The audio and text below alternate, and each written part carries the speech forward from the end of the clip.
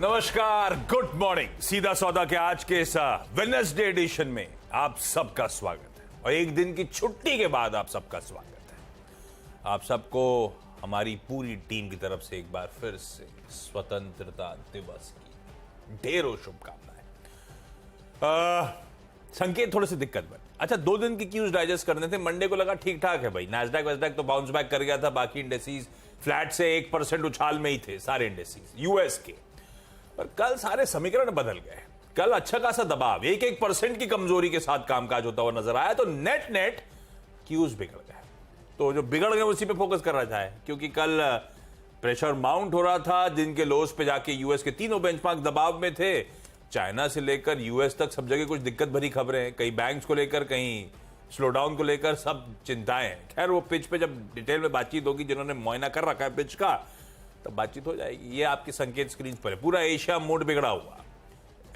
Gift Nifty जो है गांधीनगर से जो संकेत दे रहा है, वो दे रहा है कि हम दबाव के साथ आज कामकाज की शुरुआत करेंगे। जो एडजस्टेड गिफ्ट निफ्टी क्यूज हैं वो आपकी स्क्रीन पर 75 अंक कमजोरी के साथ होनी है शुरुआत। तो वो जो मंडे को एक इंट्राडे में एक बढ़िया सर्ज था, इंट्राडे में बढ़िया रिकवरी थी, वो टिकाऊ नहीं है। ग्लोबल संकेत ऐसा कह रहे हैं कि हम फिर दबाव में आने वाले। ऐसे में जाइए भाई, स्टेडियम पिच विच मूड मॉल है, कैसा दिखाइए जरा।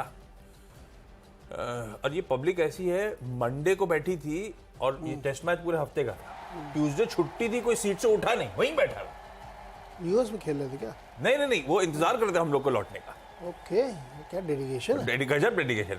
हम लोग क्या 5 दिन का देते हैं ticket, test match Monday to Friday. आदमी कहता क्यों जाऊं मैं, टिकट तो लिया ही। सीट छूट जाएगी उसकी। वो लाल वाला तो परेशान है, तो उसने सीट ही छोड़ रखी थी। उसमें तो फेविकोल का जोड़ लगा, वो तो हिलता तक नहीं है यार, उठने की तो छोड़ो आप, बिल्कुल वैसे ही बैठा हुआ एकदम स्टैचू बोल ऐसे इसे कहते हैं ग्लूड टू द स्क्रीन। आप लोग भी ऐसे ही रहा करिए प्लीज। मूड कैसा है?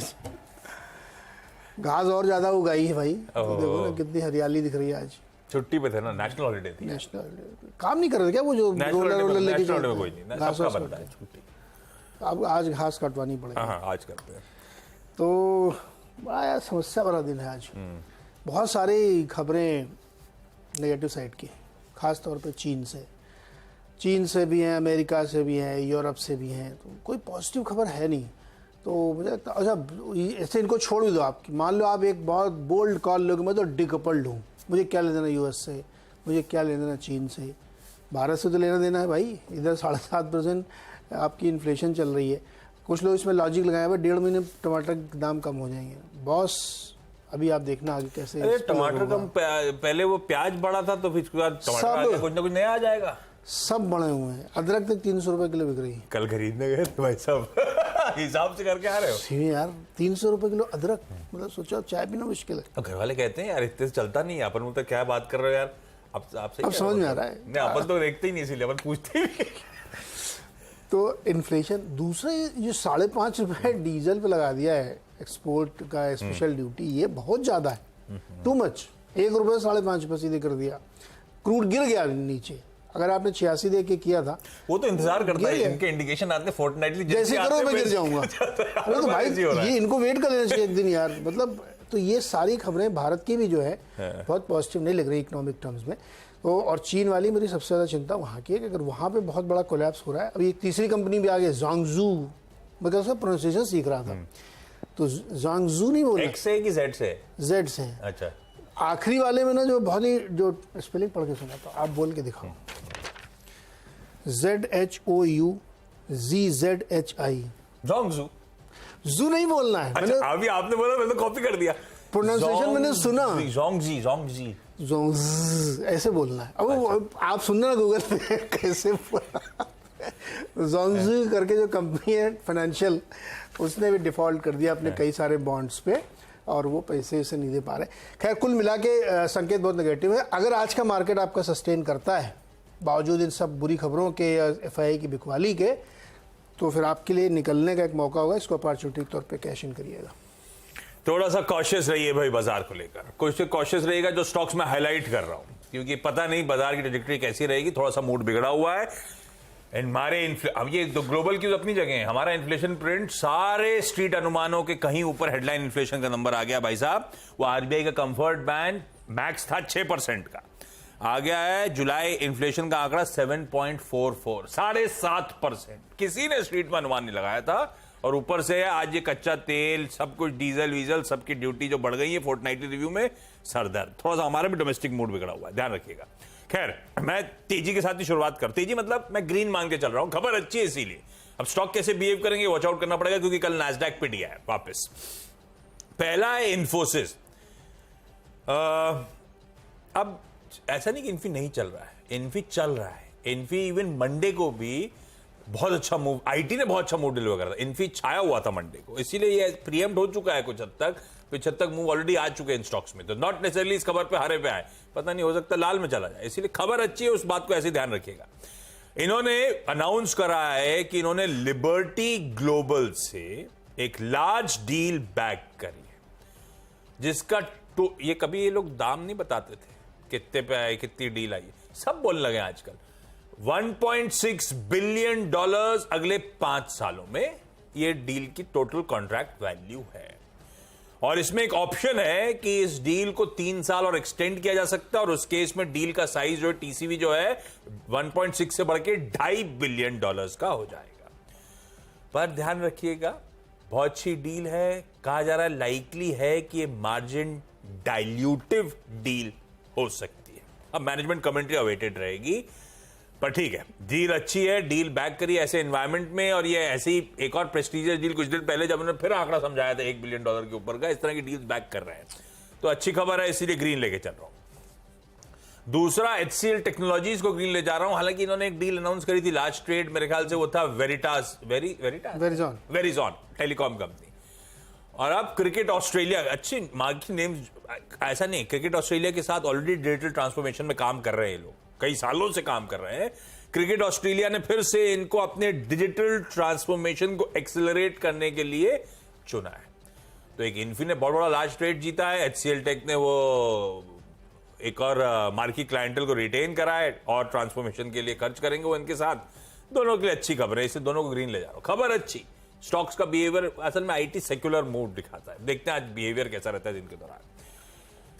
फिर उसके बाद दो एक साथ बताता हूं, ये दोनों लाल में रखे हैं मैंने। ये है वो फोर्टनाइटली रिव्यू जिसकी हम लोग आज पिच रिपोर्ट में भी बातचीत कर गए। विंडफॉल टैक्स, हर 15 दिन में फोर्टनाइट में सरकार समीक्षा करती है। बढ़ना था, ये तो लाइकली था क्योंकि क्रूड बढ़ चुका था काफी ज्यादा, पर एक सरप्राइज है, क्रॉस द बोर्ड सब कुछ बढ़ा दिया है। विंडफॉल टैक्स क्रूड पेट्रोलियम पे 4,250 से 7,100, डीजल ₹1 पर लीटर की एक्साइज ड्यूटी थी एडिशनल, ₹5.5। बाकी पेट्रोल पे तो खैर नील कंटिन्यू कर रहा है, बाकी आपकी स्क्रीन पे एटीएफ में भी बढ़ा दी गई है। ये सब मूड बिगड़ा हुआ है, मैं तो सिर्फ ओएनजीसी के लिए क्रूड पेट्रोलियम पे ज्यादा फोकस करी, ज्यादा इंपॉर्टेंट। लाल रखा है, प्लस लाल रखने का एक और, ऑयल इंडिया भी डाल दिया है। लाल रखने का एक और कारण बन गया था, सुबह इनके अनाउंस करा नहीं, क्रूड करेक्ट कर गया। मेरे ख्याल से चाइना फियर ज्यादा हावी होंगे। 86.5 वाला 85 के नीचे, $1.5 से ज्यादा नीचे इक्विटीज को पचाना है। $1.5 से नीचे मतलब मंडे को 3:30 बजे से लेकर आज सुबह के बीच में, इस तरह का क्रूड में करेक्शन आ गया।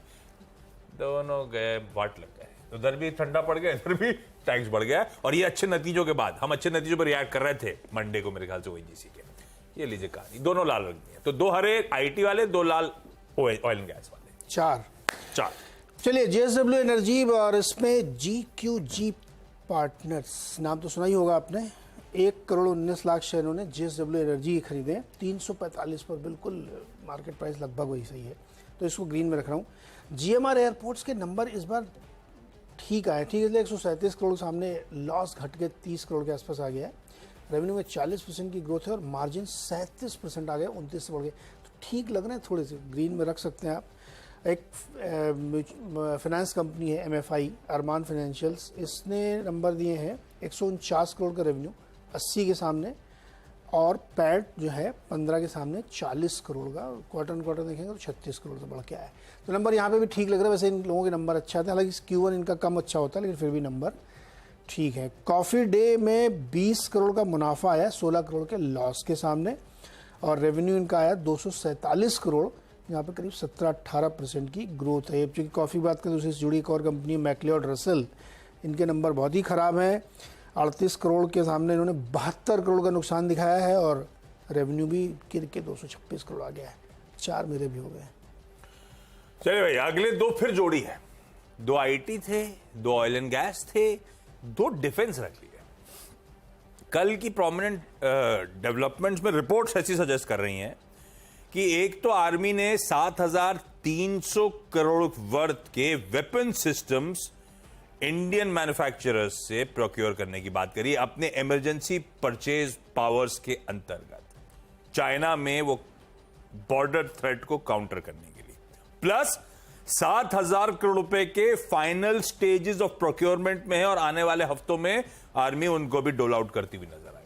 तो मैंने रखा पहले तो भारत डायनेमिक्स, क्योंकि प्रिसिशन गाइडेड मिसाइल्स की बात हुई है, लॉयटर म्यूनिशंस की बात हुई है, तो मैंने भारत डायनेमिक्स पहले रख दिया है। ये एजम्पशन है, अभी किसके पास चैनलाइज होगा डील का ये सब, लेकिन खैर मेरे ख्याल से ये प्रिसिजन गाइडेड मिसाइल्स वगैरह के लिए तो खैर बीडीएल ही वो कंपनी होगी। खैर इसको ग्रीन रखा है, एनवायरमेंट जो कंड्यूसिव हो रहा है। दूसरा बहुत चला हुआ स्टॉक है भाई साहब, जेन टेक्नोलॉजीज, क्योंकि उसी रिपोर्ट में मेंशन्ड है कि लॉयटर म्यूनिशंस, प्रिसिजन गाइडेड मिसाइल्स के साथ साथ ड्रोन्स, काउंटर ड्रोन्स और सिमुलेटर्स, ये सब तो फिर जेन का काम हो गया। खैर ड्रोन्स में तो बहुत सारी कंपनीज आ गई हैं, बहुत सारी लिस्टेड स्पेस में, एसएमई स्पेस तक में लिस्टेड स्पेस में काफी सारी कंपनियां होगी ड्रोन मैन्युफैक्चरर्स। किसके पास जाएगा पता नहीं, सेंटिमेंट पॉजिटिव, दोनों को ग्रीन लेके चल रहा हूं और कोई रीजन नहीं है। मेरा आखिरी स्टॉक है सेनको गोल्ड और इसके नंबर थोड़े ठीक दिख रहे हैं। 23% प्रॉफिट बढ़ के आया है 28 करोड़ के आसपास और रेवेन्यू 29% ग्रोथ के साथ 1300 करोड़ है। नंबर इस बार ठीक दिख रहे हैं तो आप ग्रीन में रख लीजिए, लेकिन आगे जाते हुए मुझे लगता है कि डिमांड का इश्यूज खड़े होंगे, तो फिलहाल अभी आज ग्रीन में रख रहा हूँ, बाकी आगे देखा जाएगा। छोटा सा एक ब्रेक के बाद अगले 4 स्टॉक्स।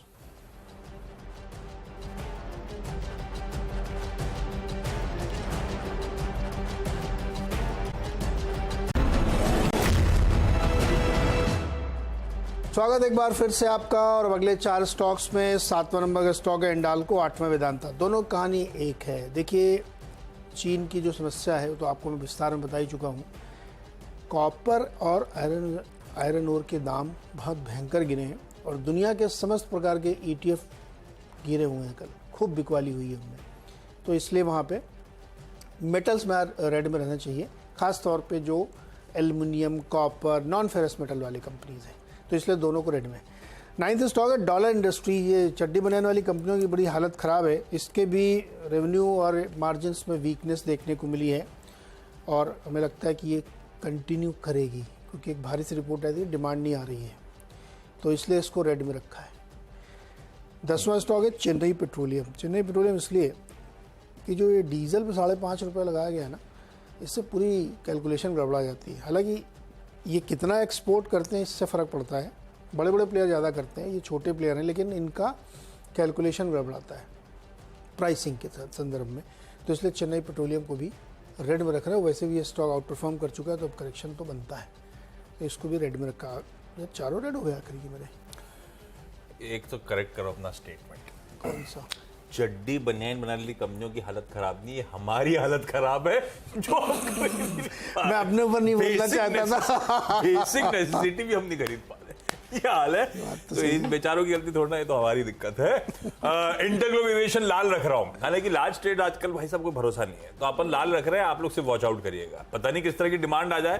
कहने को कहा जा रहा है कुछ मार्की इन्वेस्टर्स चेक इन करेंगे जब गंगवाल साहब अपना चंक छोड़ेंगे बाजार में, पर ह्यूज चंक है, 4% इक्विटी है और मीनिंगफुल डिस्काउंट है, बहुत चला भी है। आज एविएशन स्टॉक्स के लिए दिक्कत वाला दिन था वैसे, वो फोर्टनाइटली रिव्यू के चलते एक्चुअली, तो एनी विच वे लाल रख दिया आज, परफेक्ट बैठता है, लेकिन आप सिर्फ वॉच आउट करिएगा। वोडाफोन आइडिया आमतौर पर डिस्कशन में आता नहीं है, लाल रख रहा हूं इसको भाई साहब। ये हम सब के लिए थोड़ी सी एक वार्निंग सिग्नल है, हम सब जो होप्स लगा के बैठते हैं भाई साहब, लॉसेस माउंट करते चले जा रहे हैं। इस क्वार्टर में, एक क्वार्टर में 7,840 करोड़ का लॉस, 7,840 करोड़ का लॉस, और ये तब हो रहा है जब इसने सिर्फ पूरे क्वार्टर में 450 करोड़ रुपए केपेक्स पे खर्च करे। इसको पर्सपेक्टिव में रखूं आपके लिए, भारती एयरटेल ने इस क्वार्टर में केपेक्स पे 7,800 करोड़ रुपए खर्च करे, इन्होंने 450 करोड़, तब 7,800 करोड़ रुपए के लॉसेस हो रहे हैं। इन्होंने वो मेरे ख्याल से वो भी जो पेमेंट करनी थी सरकार को डिफर कर दिया है, रिक्वेस्ट करिए डिफर करिए, बहुत बुरी हालत है। हम होप लगाए बैठे रहते हैं, आंकड़ों को जरा देखा करिए तब समझिएगा। ट्रेडिंग वेडिंग अपनी जगह, ज्यादा होप मत पैक करिए, जब होगा बदले की तस्वीर तब बताएंगे हम आपको। कुल डेड बुक्स पर 2,11,000 करोड़ रुपए की ये कहानी है, इसको लाल रखते हैं। बाकी आप ये लाल सिर्फ रिजल्ट्स पे, बाकी स्टॉक की चाल आप लोग वॉच आउट करिएगा। बजाज हेल्थकेयर को लाल लेके जा रहा हूं। आपने लाल कहते सारे, मेरा एक्चुअली चारों लाल हैं आखिरी के। आय 21% गिरी है, लॉसेस क्लॉक कर दिए इन्होंने नेट लेवल्स पर। और हिंदुस्तान कॉपर को लाल लेके जा रहा हूं। हिंदुस्तान कॉपर के नंबर्स कह लीजिए, चाइना फैक्टर कह लीजिए, सब आय 6% बढ़ी, उसके सामने EBITDA 26% गिरा। 36% प्लस के मार्जिन 25% पे आ गए। मुझे नंबर्स कमजोर लगे, प्लस ग्लोबल मूड थोड़ा सा बिगड़ा हुआ है।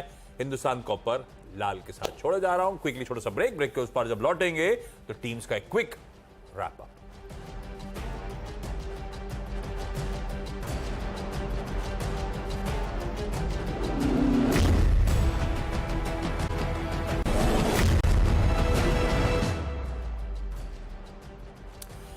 ब्रेक के बाद आपका स्वागत है। चलिए मेरी 10 की सीधा सौदा की टीम दिखाता हूं, आपकी स्क्रीन पर आएगी। HCL टेक और इन्फोसिस ऑर्डर बैक करने की न्यूज पर ग्रीन। ONGC और ऑयल इंडिया, वो जो फोर्टनाइटली रिव्यू 15 दिन की समीक्षा जो सरकार करती है, उसमें विंडफॉल टैक्स जो लपक के बढ़ा दिया गया है, इसीलिए लाल। भारत डायनेमिक्स और जेन टेक्नोलॉजीज अपडेट्स है आर्मी के प्रोक्योरमेंट रिलेटेड, अपनी इमरजेंसी उस पर आर्मी एडिशनल एम्यूनिशंस प्रोक्योर करने की तैयारी और काफी सारी चीजें और, तो इन दोनों को ग्रीन रखा है, ऐसी रिपोर्ट सजेस्ट करती है। उसके बाद है इंटरग्लोब एविएशन, लार्ज ट्रेड आज होना है, गंगवाल साहब वाला, इसीलिए लाल रखा है। वोडाफोन आइडिया, भाई साहब लॉसेस माउंट कर रहे हैं, जरा ध्यान रखिएगा। बजाज हेल्थकेयर ऊपर से नीचे तक कमजोर है, वीक सेट है। और हिंदुस्तान कॉपर के भी नतीजे कमजोर।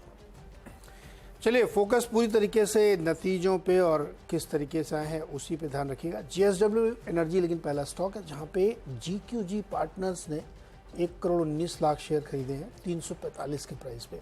GMR पोर्ट के नतीजे अच्छे हैं, अरमान फाइनेंशियल के नतीजे ठीक ठाक हैं थोड़े, कॉफ़ी डे के नतीजे मतलब घाटे से मुनाफे में आ गई है, मैक्लियोड रसल के नतीजे बहुत ही ख़राब हैं। सेनको गोल्ड ने ऑपरेशनल नंबर ठीक रखे हैं, लेकिन आगे के फ्यूचर मुझे बहुत समझ में नहीं आ रहा है इसका, क्योंकि डिमांड में इश्यूज़ हैं, लेकिन अभी तो ठीक रखा है।